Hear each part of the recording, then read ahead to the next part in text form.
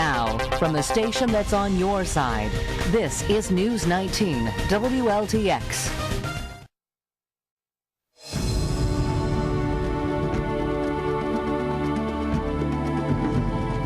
Well, yesterday we brought you the story of Mike DeZinno, a man who's always loved to build, but to do that, he had to overcome some huge obstacles. Now, we've gotten so much positive feedback on this story, we decided to air it once again to show you his inspirational story. Ashley Orr has more in tonight's Hero Central.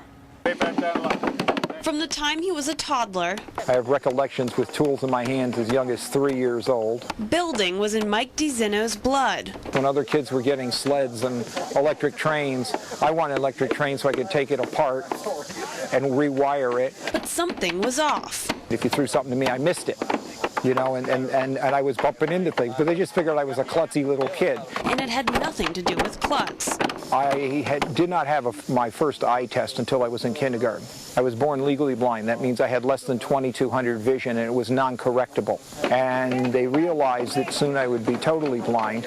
While he lost his sight, Mike's love for creating only grew. This is what I did. I fixed things, built things, repaired things, made things, you know, modified things. And despite precedent, Mike has measured, nailed, lifted, and sawed his way into 13 construction trades. I know what it is to be judged because of not what you've done, but the perception of what someone thinks you are.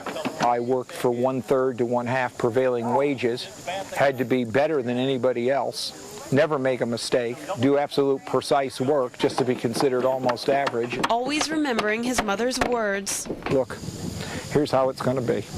The value of your life is not going to be determined by the few things you can't do, but by the many things you can do.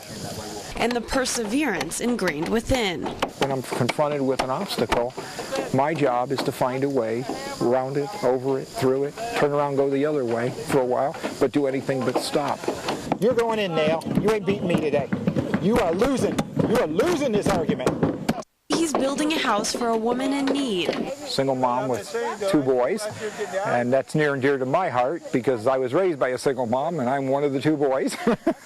Even though the success isn't something he'll ever be able to see. You can do it, do well, solve all the problems, and someone else benefits by it. That's where the satisfaction comes from. In Eastover, Ashley Orr, News 19 WLTX. And another obstacle that Mike has overcome. He was the first blind child to attend public school in the U.S. And if you'd like to know more about Mike's story, just head to our website, WLTX.com. That is worth showing that again. I agree. I've seen it 3 or 4 times now. It doesn't get old. No, Good it's such so inspirational. You know, it just shows you can do anything you want. That guy's doing things blind that a lot of people can't do in real life. I know, absolutely. That can see perfectly, but yeah, just amazing, amazing.